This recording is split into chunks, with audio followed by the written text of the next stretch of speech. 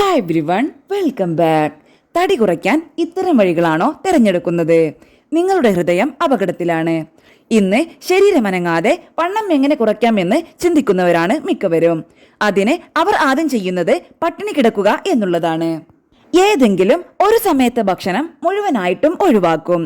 എന്നിട്ടോ അടുത്ത സമയം ഇരട്ടി കഴിക്കുകയും ചെയ്യും. എന്ത് പ്രയോജനം? ഒരു കാലത്തും വണ്ണം കുറയില്ല. ചിലർ പ്രഭാത ഭക്ഷണം വരെ ഒഴിവാക്കുന്നവരുണ്ട്. വണ്ണം കുറയ്ക്കാൻ രാവിലെ ഭക്ഷണം കഴിക്കാത്തവർക്ക് ചീത്ത കൊളസ്ട്രോൾ കൂടുതലായും രക്തസമ്മർദ്ദം ഉയർന്ന നിലയിലും ഇൻസുലിൻ പ്രതിരോധം കൂടുതലായും കാണപ്പെടുന്നു. ഈ 3 ഘടകങ്ങളും ധമനികളിൽ പ്ലാക്ക് രൂപപ്പെടുന്നതിനുള്ള സാധ്യത വർദ്ധിപ്പിക്കുന്നു. ശരീരത്തിന് രാവിലെ പോഷകങ്ങൾ ലഭിക്കാതെ വരുമ്പോൾ കോർട്ടിസോൾ പോലുള്ള സമ്മർദ്ദ ഹോർമോണുകൾ പുറത്തുവിടുന്നു. ഈ ഹോർമോണുകളുടെ വർധനവ് ധമനികളുടെ ആരോഗ്യത്തിന് നല്ലതല്ല. ഇവ കട്ടിയാകാൻ ഇടയാകും. പ്രഭാത ഭക്ഷണം ഒഴിവാക്കുന്നവർ പിന്നീട് ദിവസത്തിൽ കൂടുതൽ ഉയർന്ന കലോറി അല്ലെങ്കിൽ കൂടുതൽ ഭക്ഷണം കഴിക്കാൻ സാധ്യതയുണ്ട്. ഇത് ട്രൈഗ്ലിസറൈഡ് അളവ് വർദ്ധിപ്പിക്കുകയും രക്തപ്രവാഹത്തിൽ തടസ്സം വരുത്തുകയും ചെയ്യുന്നു. ധമനികളുടെ ആരോഗ്യം ഭക്ഷണം കഴിക്കുന്നതിന് മാത്രമല്ല, എപ്പോൾ കഴിക്കുന്നു എന്നതിനെയും ആശ്രയിച്ചിരിക്കുന്നു. നമ്മുടെ ശരീരം ഒരു സിർക്കാഡിയൻ റിതം പിന്തുടരുന്നു. ആ താളത്തിനനുസരിച്ച് ഭക്ഷണം കഴിക്കുന്നത് ഉപാപചയ പ്രവർത്തനങ്ങളെയും രക്തത്തിലെ പഞ്ചസാരയുടെ അളവിനെയും നിയന്ത്രിക്കാൻ സഹായിക്കുന്നു. പ്രഭാത ഭക്ഷണം ഒഴിവാക്കുന്നത് ഈ താളം തെറ്റിക്കുകയും കൊഴുപ്പ് സംഭരണത്തെയും വീക്കത്തെയും അധികമാക്കുന്ന അവസ്ഥയിലേക്ക് ശരീരത്തെ എത്തിക്കുകയും ചെയ്യുന്നു.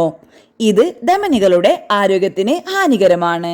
ധമനികളിൽ രോഗം വർഷങ്ങളോളം, പലപ്പോഴും ദശകങ്ങളോളം യാതൊരു വ്യക്തമായ ലക്ഷണങ്ങളുമില്ലാതെ വളരുന്നു.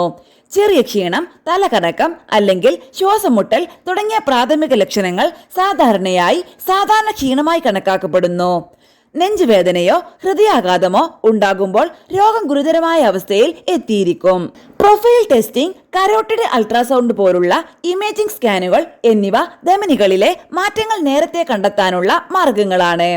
രക്തസമ്മർദ്ദവും രക്തത്തിലെ പഞ്ചസാരയുടെ അളവും നിരീക്ഷിക്കേണ്ടതിന്റെ ആവശ്യകതയും ഡോക്ടർമാർ ഊന്നിപ്പറയുന്നു.